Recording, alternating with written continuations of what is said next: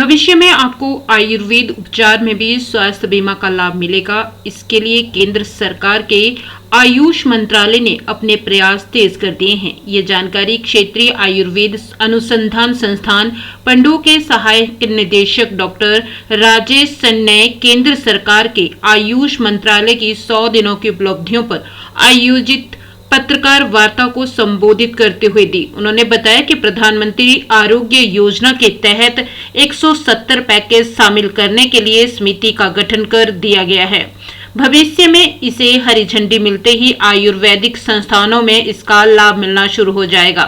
उन्होंने बताया कि भारतीय फार्माकोपिया आयोग ने इस क्षेत्र में दवाओं की गुणवत्ता में सुधार के बड़े उद्देश्य के साथ वन हर्ब वन स्टैंडर्ड पहल को पूरा करने के लिए एक ऐतिहासिक समझौता ज्ञापन पर हस्ताक्षर किए हैं, जिससे हर्बल दवाओं का मानकीकरण करके पूरे भारत में फार्मास्यूटिकल की प्रभावकारिता को और सुरक्षा बढ़ाने का प्रयास किया जा रहा है।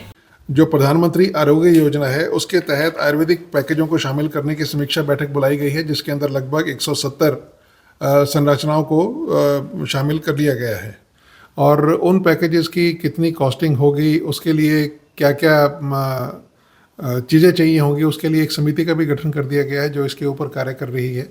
और जल्दी ही हमारा ये आयुष मिशन के अंतर्गत जो डिफरेंट आयुर्वेदिक कॉलेजेस हैं या डिफरेंट आयुर्वेदिक हॉस्पिटल्स हैं उनके अंदर होने वाले इलाजों को बीमा कंपनियों द्वारा भी भुगतान इसका किया जाएगा। 6 अगस्त 2024 को भारतीय चिकित्सा और होम्योपैथी के फार्माकोपिया आयोग PCIM&H और भारतीय फार्माकोपिया आयोग that is IPC Indian pharmaceutical commission ने इस क्षेत्र में दवाओं की गुणवत्ता के सुधार और बड़े उद्देश्य के साथ वन हर्ब वन स्टैंडर्ड पहल को पूरा करने के लिए एक ऐतिहासिक समझौते ज्ञापन पर हस्ताक्षर किए हैं। हर्बल दवाओं का मानकीकरण करके यह पहल पूरे भारत में फार्मास्यूटिकल्स की प्रभाविकता और सुरक्षा बढ़ाने का प्रयास करेगी।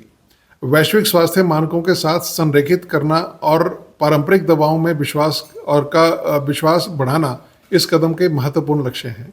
आयुष दवाओं तक आसान पहुंच सुनिश्चित करने के लिए 26 अगस्त 2024 को हमारे जो स्वास्थ्य मंत्री हैं आयुष के, उन्होंने घोषणा करी है कि सरकार का इरादा हर तहसील स्तर पर विशेष मेडिकल स्टोर खोलने का है। इन स्टोरों द्वारा विभिन्न प्रकार के हर्बल और पारंपरिक दवाओं तक पहुंच संभव होगी, जिससे शहरी और ग्रामीण दोनों क्षेत्रों के सार्वजनिक स्वास्थ्य सेवा में सुधार होगा।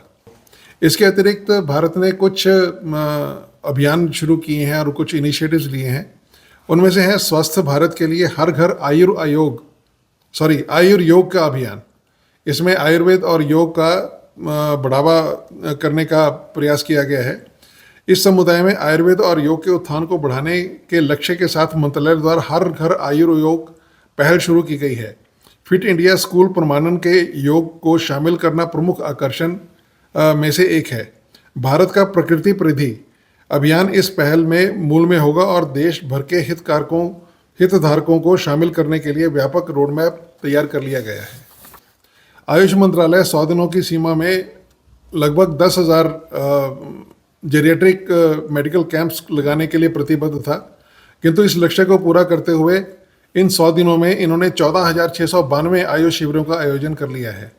इन शिविरों में आयुर्वेद, योग, यूनानी, सिद्ध, होम्योपैथी का उपचार करके समग्र स्वास्थ्य पर मुफ्त परामर्श, चिकित्सा और मार्गदर्शन की पेशकश की गई है।